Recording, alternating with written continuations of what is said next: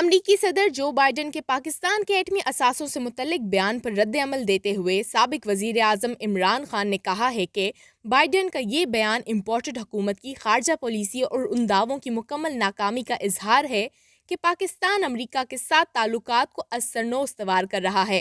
عمران خان نے کہا کہ اس پر ان کے دو سوالات ہیں۔ پہلا یہ کہ وہ کیا معلومات ہیں جن کی بنیاد پر صدر بائیڈن نے پاکستان کی جوہری صلاحیت کے حوالے سے یہ غیر ضروری نتیجہ اخذ کیا، کیونکہ بطور سابق وزیر اعظم میں جانتا ہوں کہ ہمارے پاس دنیا کا سب سے محفوظ نیوکلیئر کمانڈ اور کنٹرول سسٹم ہے۔ دوسرا سوال یہ ہے کہ امریکہ کے برعکس جو دنیا بھر میں جنگوں میں ملوث ہے، پاکستان نے پوسٹ نیوکلرائزیشن کے بعد کب جارحیت کا مظاہرہ کیا۔ عمران خان کا یہ بھی کہنا تھا کہ موجودہ حکومت نے نااہلی کے تمام ریکارڈ توڑ دیے ہیں۔ میری سب سے بڑی پریشانی یہ ہے کہ موجودہ حکومت ہمیں معاشی تباہی کی طرف لے جانے اور NRO2 کے ذریعے وائٹ کالر مجرموں کو ملک کو لوٹنے کا لائسنس دینے کے ساتھ ساتھ ہماری قومی سلامتی پر بھی سمجھوتا کر لے گی۔ ایک ایسے وقت میں جب پاکستان اندرونی اور بیرونی دونوں محاذوں پر مشکلات میں گھرا ہوا ہے، ملک کی ایک بڑی سیاسی جماعت کے قائد کی جانب سے اس قسم کے رد عمل پر کئی سوال اٹھائے جا رہے ہیں۔ سوشل میڈیا پلیٹ فارمز پر بھی لوگ پوچھتے نظر آ رہے ہیں کہ عمران خان کی سوچ میں کب پختگی آئے گی، کب انہیں احساس ہوگا کہ وہ قومی سطح کے رہنما ہیں، اور یہ بھی کہ انہیں کب اس بات کا ادراک ہوگا کہ بطور سیاسی رہنما کہ ان پر کس قسم کی ذمہ داریاں عائد ہوتی ہیں۔ انہیں یہ کون سمجھائے گا کہ کب کتنی بات کرنی ہے اور کب کون سی بات نہیں کرنی۔ انہیں کب اس بات کی سمجھ آئے گی کہ ملکی مفاد کے لیے ذاتی اختلافات کو قومی سلامتی پر فوقیت نہیں دی جاتی۔ بیشتر سیاسی تجزیہ نگار متفق ہیں کہ امریکہ کے ساتھ تعلقات خراب کرنے میں جتنا کردار عمران خان نے خود ادا کیا ہے، اتنا کسی اور سیاسی جماعت کے رہنما نے نہیں کیا۔ ایک بے بنیاد سفارتی خط کو وجہ بنا کر امریکہ کو سرعام سازشی ملک قرار دینے کا بیانیہ کس نے گھڑا تھا؟ آڈیو لیکس نے جس سازش پر پردہ فاش کیا ہے وہ کس ملک کے خلاف تیار کی جا رہی تھی؟ اور عمران خان اپنے پرنسپل سیکرٹری اعظم خان کے ساتھ کون سا کھیل کھیلنے کی منصوبے بندیاں بنا رہے تھے؟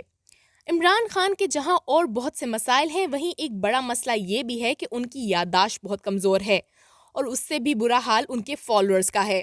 عمران خان کے حمایتی ان سے یہ سوال کیوں نہیں پوچھ رہے کہ پاکستان کے بارے میں امریکہ کی رائے میں اس قدر نمایاں تبدیلی کس وجہ سے آئی ہے؟ جب سے عمران خان اقتدار سے الگ ہوئے ہیں، حکومت پاکستان کی دوڑیں لگی ہوئی ہیں کہ کسی طریقے سے امریکہ کے ساتھ تعلقات معمول پر لائے جائیں۔ سویلین حکومت کے علاوہ پاکستان فوج بھی عمران خان کا پھیلایا ہوا رائتہ سمیٹنے میں مصروف ہے۔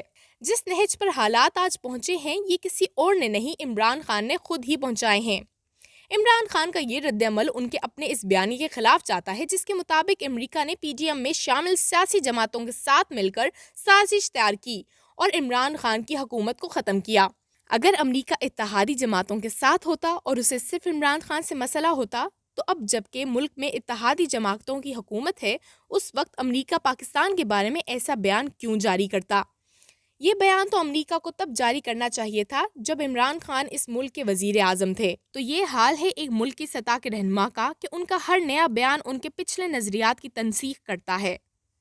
سیاسی ناپختگی اور کسے کہتے ہیں؟ یاد رہے کہ جمعرات کو ڈیموکریٹک کانگریشنل کیمپین کمیٹی کے استقبالیے میں کی گئی اپنی تقریر کے دوران امریکہ کے صدر جو بائیڈن نے کہا تھا کہ ان کے خیال میں پاکستان شاید دنیا کے خطرناک ترین ممالک میں سے ایک ہے جس کے پاس موجود جوہری ہتھیار غیر منظم ہیں۔ امریکی صدر کی یہ ریمارکس بدلتے عالمی سیاسی منظرنامے کے تناظر میں دیے گئے تھے۔